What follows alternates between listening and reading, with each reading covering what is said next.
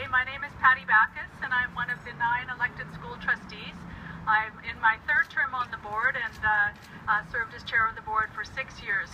I got involved as a parent in the Vancouver schools. I was part of the lobby group that had to fight for government's commitment to seismically upgrade our dozens and dozens of high-risk schools.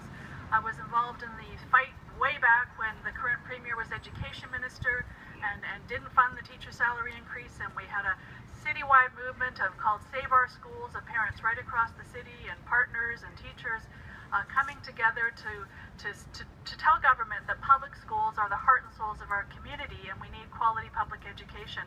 I worked with networking groups for parents with special needs, and we actually thought when we were Save Our Schools back in 2002, 03, we got 14,000 letters signed in 2 weeks, and we took them to the then education minister, Christy Clark, and we thought it would make a difference. We thought if everyone came together, quickly mobilized, that things would change. And here we are today still fighting that fight. And it's, I certainly ran for school board to do that advocacy, to ensure that families with kids coming into the schools today have access to at least what my own kids had when they started. I don't think that's too much to ask. This job has gotten harder.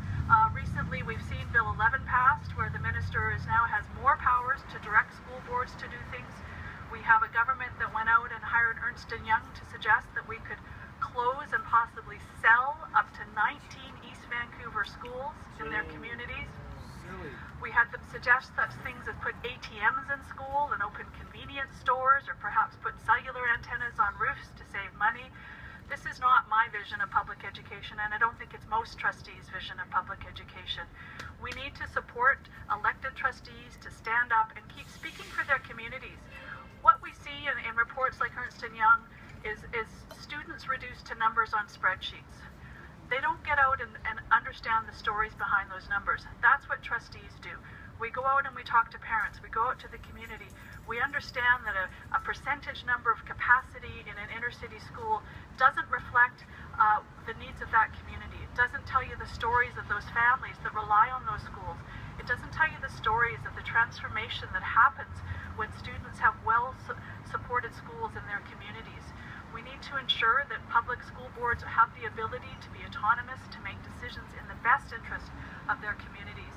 And I can't tell you how much I appreciate all of you coming today. We may not be a massive crowd, but there's that quote about never underestimate a small group of people. This is how change happens, folks. As we get closer to an election, we need to raise awareness of public education as an issue. We need to raise public awareness that what is really happening in our schools, that we have a fantastic public education system. We have a system, people come here from all over the world because of our schools, but you all know the kind of pressure they're under. This is not sustainable. If we start closing neighborhood schools, if we keep taking away resources, if we don't seismically upgrade all schools, we're not going to have the system that we're so proud of. So we need to keep supporting schools. We need to keep advocating. We need your support, and I thank you so much.